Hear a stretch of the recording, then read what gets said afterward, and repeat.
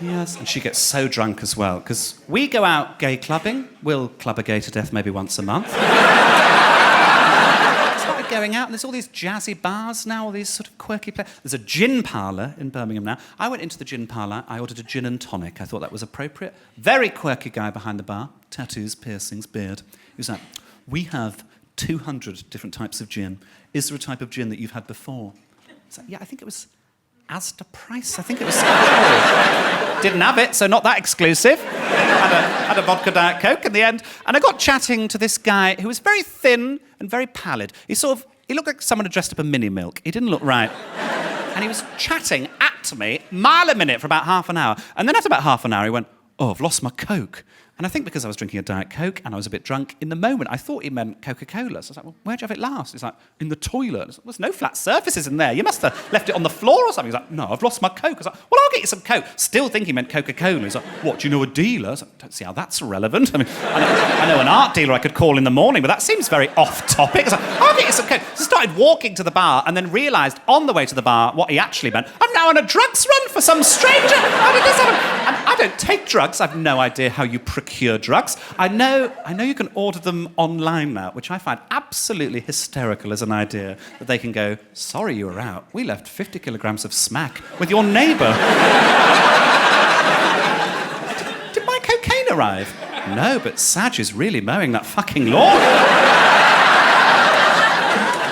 No idea how it works, do I? So I needed a wee, so I thought, I'll go and have a wee, I'll work out what to do. So I went into a cubicle, because I get stage fright, I can't urinate next to other men, and thank you for laughing, it helps. And went for a wee at my knob, and I popped the lid down on the toilet, and behind the lid was this little packet of powder. And I can see how we would have missed it just slipped down the back, but it created this moral quandary, really, because I don't have a problem with people taking drugs. Do whatever you like with your life. But I know cocaine, particularly, the way it's produced, the way it's brought into the country, there's a lot of blood on it. Pretty much every gram somebody dies for it. It's a really horrendous industry that you're funding if you take it or buy it, and it makes me very uncomfortable and sad, really. But also, it's not my property, it's not up to me, it's not my decision, so I didn't know what to do.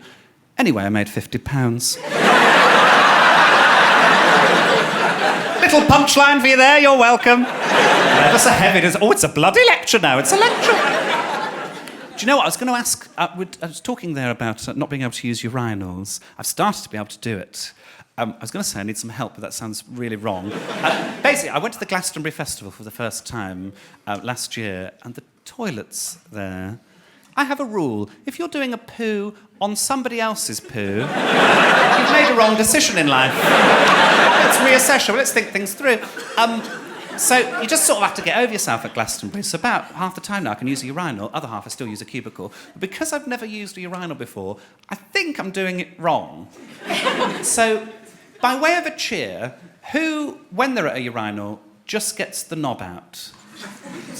Okay. Who then does knob and balls? Right. I don't have any more options.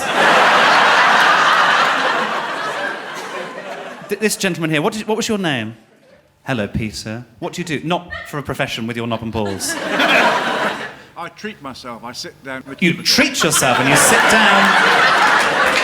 I'm obsessed with you, Peter. Let's find out about you. So you've never used your... Surely you must have used a urinal at some point. Yes. Where are you from, Peter? I feel like you remind me of Mr. Tumnus. So, yeah, what do you do, Peter? Retired. Oh, you're retired? What are you doing with your retirement? Sitting down, having a piss? Watching me? Oh, lovely. How's it going for you? Boring. Boring? Oh. Ruined my big night, Peter. No, he said it with a smile on his face, I think. Otherwise, I might have to smash the shit out of him. So where do you live, Peter? Plymouth. Plymouth? Oh, well, God. Talk about boring, for fuck's sake. Jesus. So you've travelled then? Oh, lovely. Thanks for travelling. For you? For me? Oh, it's getting a bit sinister now. You're going to leave the wife in the Holiday Inn. Lovely. Okay, smashing, Peter. Well, have a lovely life. Bye-bye. So hang on, I do knob and balls, is that weird? Yes. This gentleman here going, yes. What? One ball? How's that? Is that all right? What do you do? Sans balls. Sans balls. Oh. Bonjour. Sans balls. What a bellend. So just the tip, or do you unravel the whole thing? What are we talking? A fair bit comes out. A fair bit comes out. Is this your partner who's having an absolute breakdown next to you? A fair bit comes out. Oh, right, lovely, okay. Give me inches. No, actually, well, Peter's upset now. Peter's goes all the way down to the bottom and rattles round, I imagine. One day I might just do full trousers down. Fuck it, skin to the wind. Let's move off my knob. Yes, I want to talk now about my friend Claire. She is from Dudley. They have very thick accents in Dudley, you'll be familiar. She talks like that, like she's waiting to die. I love Claire, but she's a few condoms short of an orgy. She microwaves her clothes to dry them. She never cleans the microwave, so she always smells of baked beans. Coarse is the word for her. She's one of those friends you sort of feel like you have to apologise for her. You find it quite funny at the same time. We went to watch Mad Max at the IMAX. Brilliant film, recommend it. But midway through, there are these chastity belts. And she leant over to me very loudly in a very busy IMAX and she went, "Those chastity belts are shit." I said, "Well, why'd you say that?" And she went, "Well, as I always say, if you can get a poo out, you can get a knob in."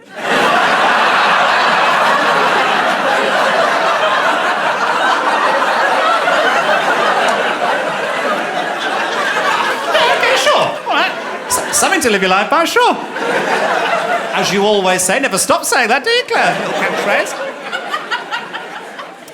Oh, and she's so bad with men, dreadful with men. She'll go through a different boyfriend every sort of 2 or 3 months, and you know they're a bad egg, just based on their name. She'll introduce me, she'll be like, "This is Zane," or Adolf, or something. You just know.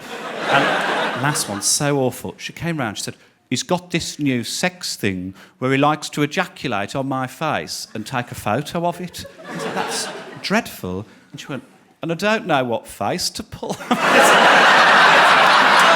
It's a valid question, isn't it? You go like, "Thank you," or do you go like, "Sasa, No Snapchat filter in the world for that, is there?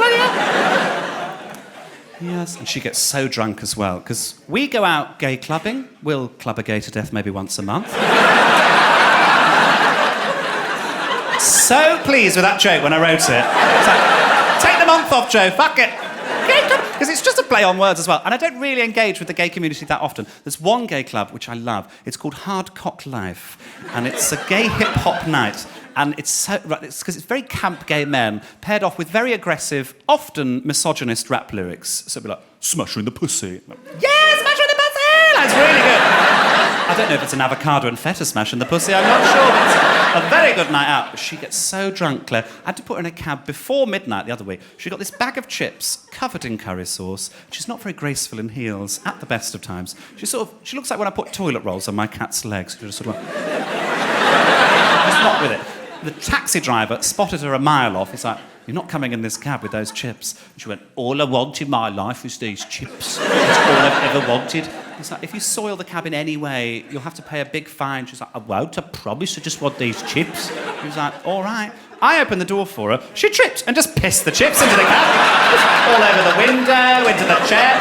And because she was so drunk, she just went, "Shh." It was like pushing them into the road. She's not right. She's not right.